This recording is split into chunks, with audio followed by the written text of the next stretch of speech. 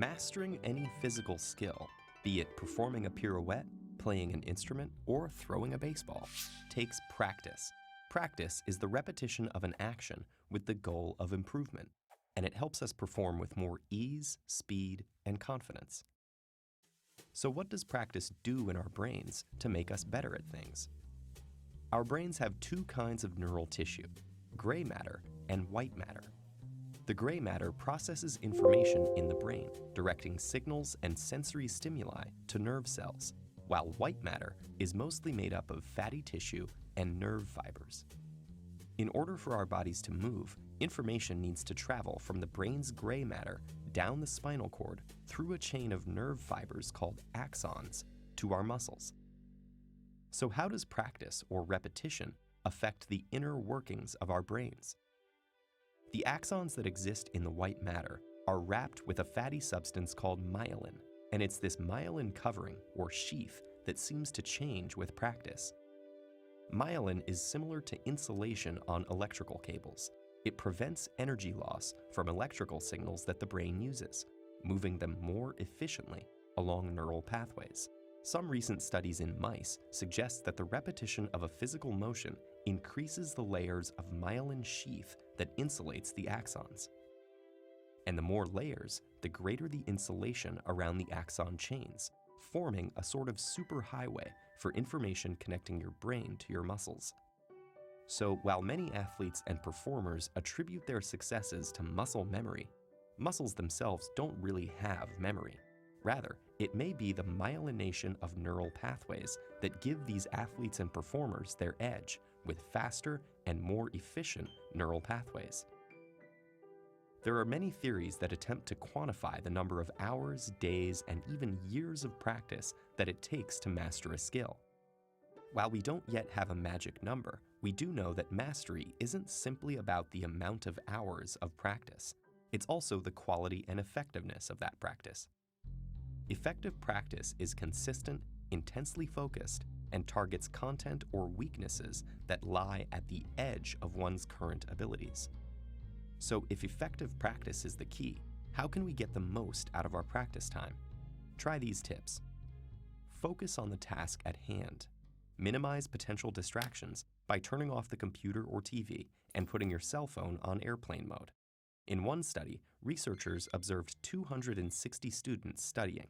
On average, those students were able to stay on task for only 6 minutes at a time. Laptops, smartphones, and particularly Facebook were the root of most distractions. Start out slowly or in slow motion. Coordination is built with repetitions, whether correct or incorrect. If you gradually increase the speed of the quality repetitions, you have a better chance of doing them correctly. Next, frequent repetitions with allotted breaks are common practice habits of elite performers.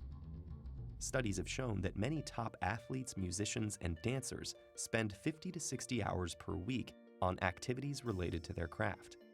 Many divide their time used for effective practice into multiple daily practice sessions of limited duration. And finally, practice in your brain in vivid detail. It's a bit surprising, but a number of studies suggest that once a physical motion has been established, it can be reinforced just by imagining it.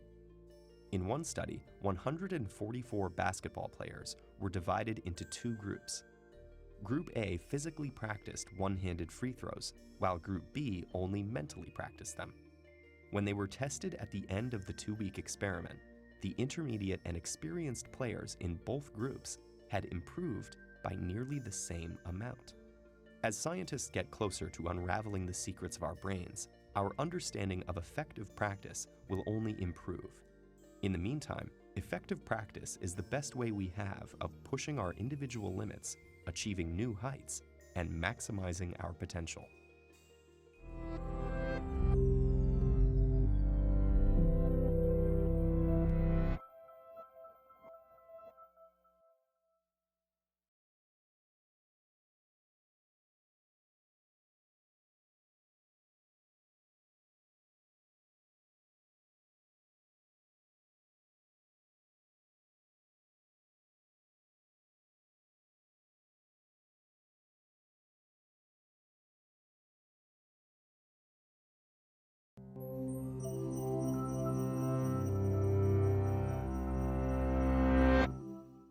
Created by logician Raymond Smullyan and popularized by his colleague George Boulos, this riddle has been called the hardest logic puzzle ever.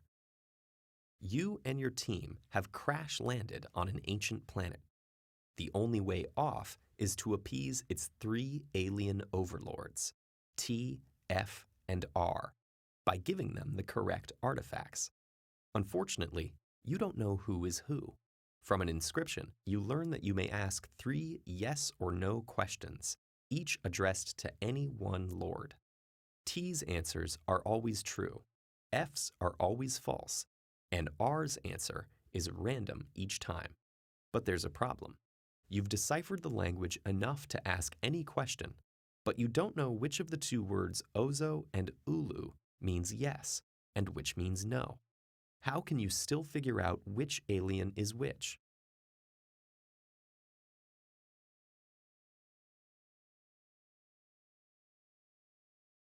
At first, this puzzle seems not just hard, but downright impossible. What good is asking a question if you can neither understand the answer nor know if it's true? But it can be done.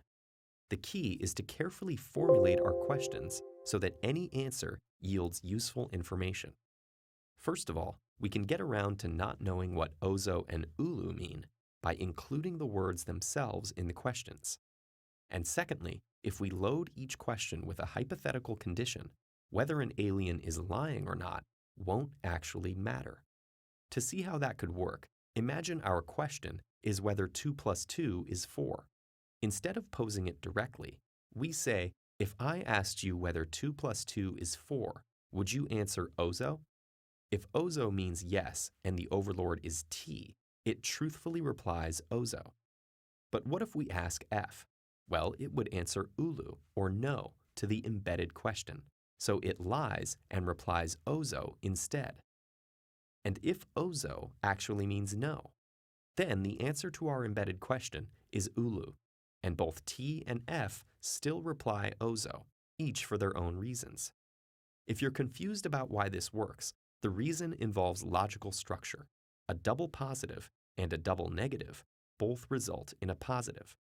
Now, we can be sure that asking either T or F a question put this way will yield Ozo if the hypothetical question is true, and Ulu if it's false, regardless of what each word actually means. Unfortunately, this doesn't help us with R.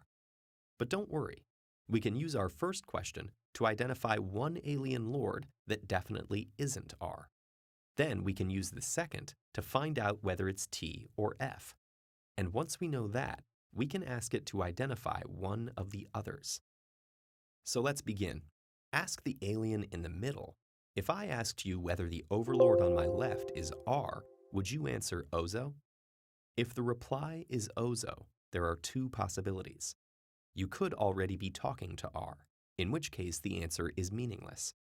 But otherwise, you're talking to either T or F.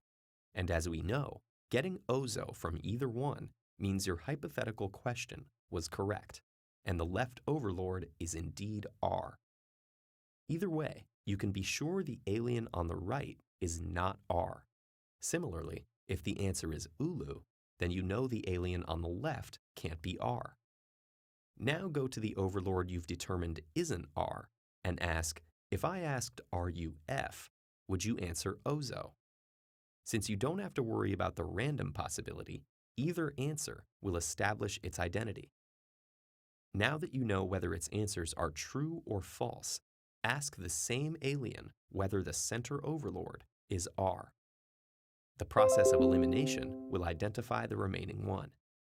The satisfied overlords help you repair your ship, and you prepare for takeoff. Aloud, one final question. You ask T if it's a long way to Earth, and he answers Ozo. Too bad you still don't know what that means.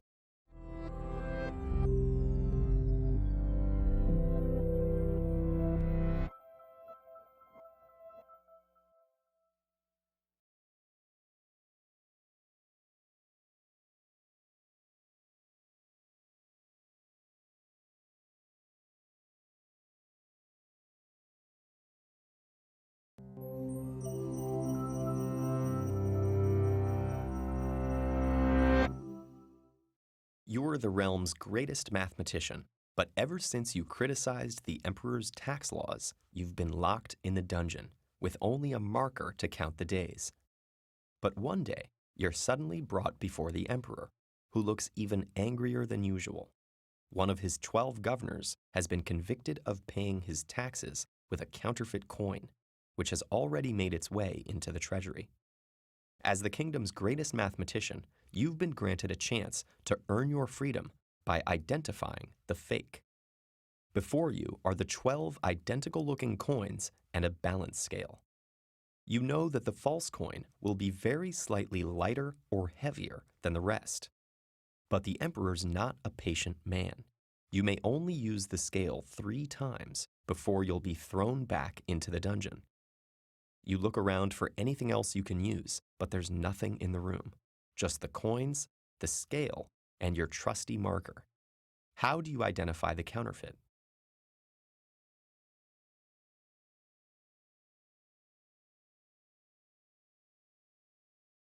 Obviously, you can't weigh each coin against all of the others, so you'll have to weigh several coins at the same time by splitting the stack into multiple piles, then narrowing down where the false coin is. Start by dividing the 12 coins into 3 equal piles of 4. Placing 2 of these on the scale gives us 2 possible outcomes. If the 2 sides balance, all 8 coins on the scale are real, and the fake must be among the remaining 4. So how do you keep track of these results? That's where the marker comes in. Mark the 8 authentic coins with a 0. Now take 3 of them and weigh them against 3 unmarked coins. If they balance, the remaining unmarked coin must be the fake. If they don't, draw a plus on the 3 unmarked coins if they're heavier, or a minus if they're lighter. Now take 2 of the newly marked coins and weigh them against each other. If they balance, the third coin is fake. Otherwise, look at their marks. If they are plus coins, the heavier one is the imposter. If they are marked with minus, it's the lighter one. But what if the first 2 piles you weigh don't balance? Mark the coins on the heavier side with a plus, and those on the lighter side with a minus. You can also mark the remaining 4 coins with zeros, since you know the fake one is already somewhere on the scale. Now you'll need to think strategically, so you can remove all remaining ambiguity in just 2 more weighings. To do this, you'll need to reassemble the piles. One method is to replace 3 of the plus coins with 3 of the minus coins, and replace those with 3 of the 0 coins. From here, you have 3 possibilities. If the previously heavier side of the scale is still heavier, that means either the remaining plus coin on that side is actually the heavier one, or the remaining minus coin on the lighter side is actually the lighter one. Choose either one of them and weigh it against one of the regular coins to see which is true. If the previously heavier side became lighter, that means one of the 3 minus coins you moved is actually the lighter one. Weigh 2 of them against each other. If they balance, the third is counterfeit. If not, the lighter one is. Similarly, if the 2 sides balanced after your substitution, then one of the 3 plus coins you removed must be the heavier one. Weigh 2 of them against each other. If they balance, the third one is fake. If not, then it's the heavier one. The emperor nods approvingly at your finding, and the counterfeiting lord takes your place in the dungeon.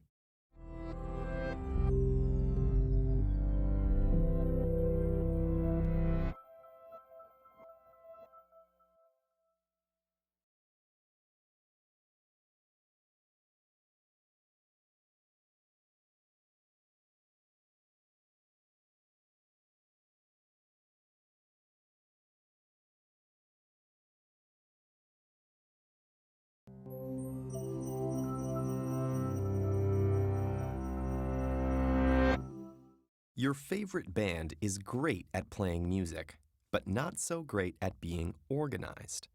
They keep misplacing their instruments on tour, and it's driving their manager mad. On the day of the big concert, the band wakes up to find themselves tied up in a windowless, soundproof practice room. Their manager explains what's happening. Outside, there are 10 large boxes. Each contains one of your instruments. But don't be fooled by the pictures. They've been randomly placed. I'm going to let you out one at a time. While you're outside, you can look inside any 5 boxes before security takes you back to the tour bus. You can't touch the instruments or in any way communicate what you find to the others. No marking the boxes, shouting, nothing. If each one of you can find your own instrument, then you can play tonight. Otherwise, the label is dropping you. You have 3 minutes to think about it before we start. The band is in despair. After all, each musician only has a 50% chance of finding their instrument by picking 5 random boxes. And the chances that all 10 will succeed are even lower, just 1 in 1,024. But suddenly, the drummer comes up with a valid strategy that has a better than 35% chance of working. Can you figure out what it was?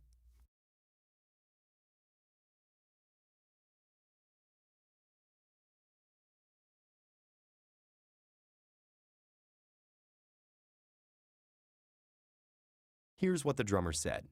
Everyone first open the box with the picture of your instrument. If your instrument is inside, you're done. Otherwise, look at whatever's in there and then open the box with that picture on it. Keep going that way until you find your instrument. The bandmates are skeptical, but amazingly enough, they all find what they need, and a few hours later, they're playing to thousands of adoring fans. So why did the drummer's strategy work? Each musician follows a linked sequence that starts with the box whose outside matches their instrument and ends with the box actually containing it. Note that if they kept going, that would lead them back to the start, so this is a loop.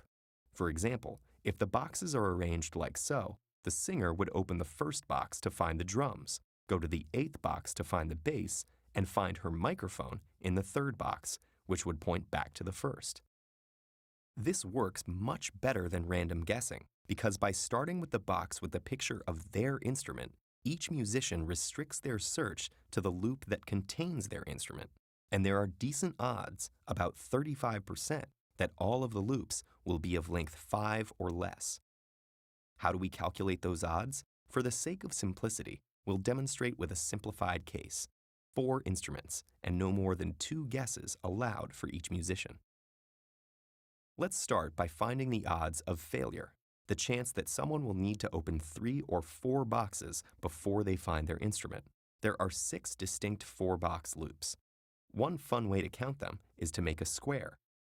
Put an instrument at each corner and draw the diagonals. See how many unique loops you can find. And keep in mind that these 2 are considered the same. They just start at different points.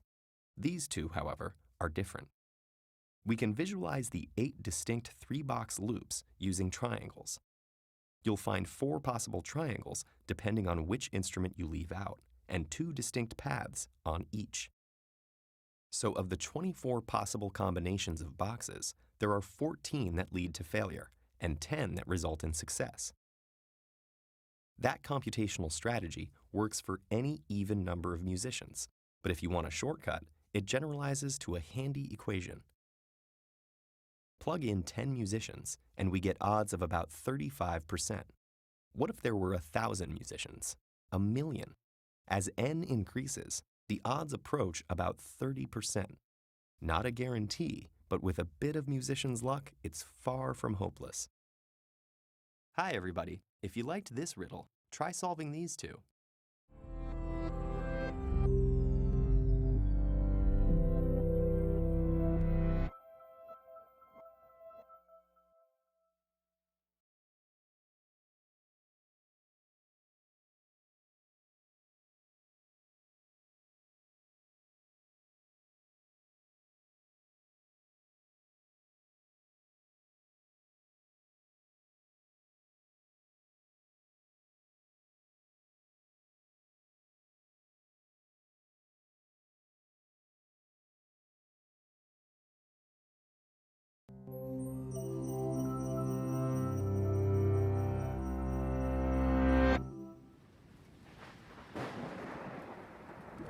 In this dystopian world, Your resistance group is humanity's last hope.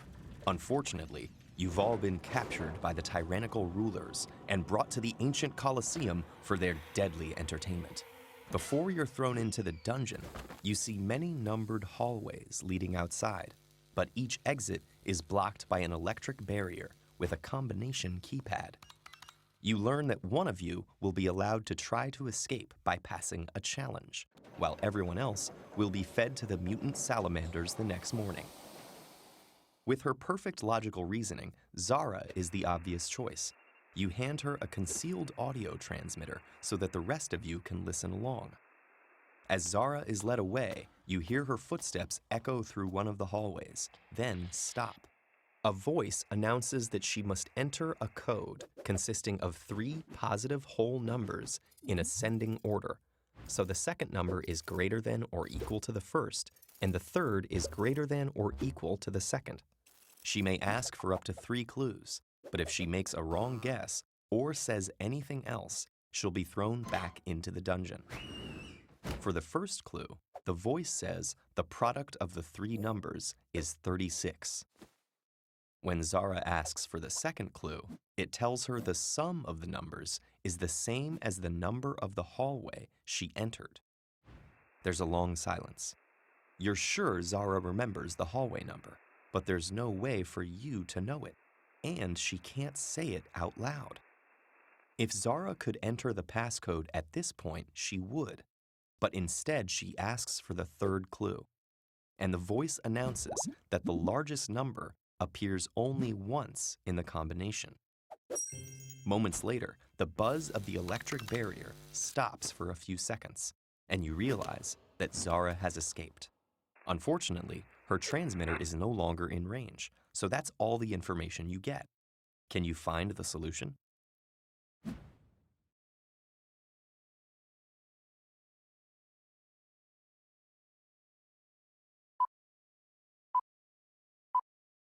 You're worried about the fact that you don't know Zara's hallway number, but you decide to start from the beginning anyways. From the first clue, you work out all of the 8 possible combinations that come out to a product of 36. One of these must be right, but which one? Now comes the hard part. Even though you don't know which number you're looking for, you decide to work out the sum of each combination's 3 numbers. That's when it hits you. All but 2 of the sums are unique. And if the hallway number had matched any of these, Zara would have known the correct combination right then and there, without asking for the third clue. Since she did ask for the clue, the hallway number must have matched the only sum that appears more than once in the list, 13. But which of the 2 combinations that add up to 13 is correct, 166 or 229? That's where the third clue comes in. Since it tells us that the largest number must be unique, 229 must be the code. When night falls, you and the others escape through hallway 13 and rejoin Zara outside. You've freed yourselves through math and logic. Now it's time to free the rest of the world. Hi everybody. If you liked this riddle, try solving these 2.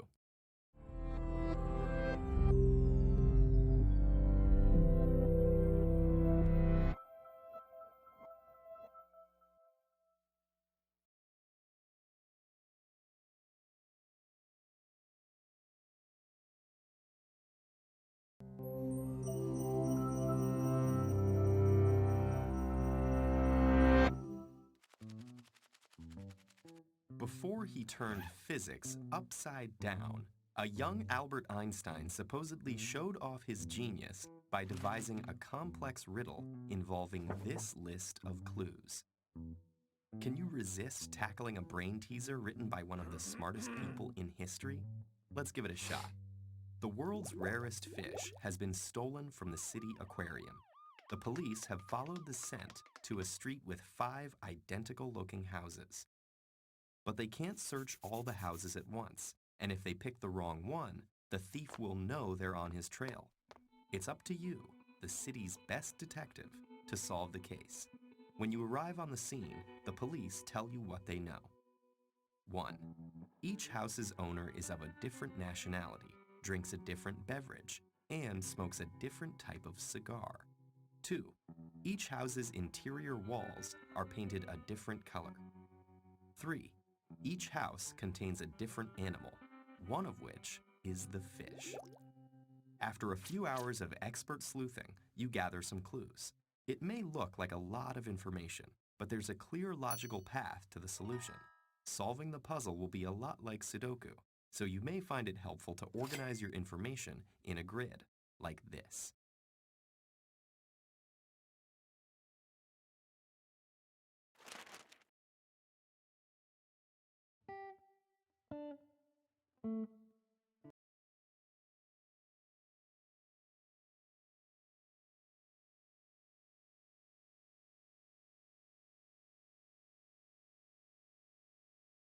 To start, you fill in the information from clues 8 and 9.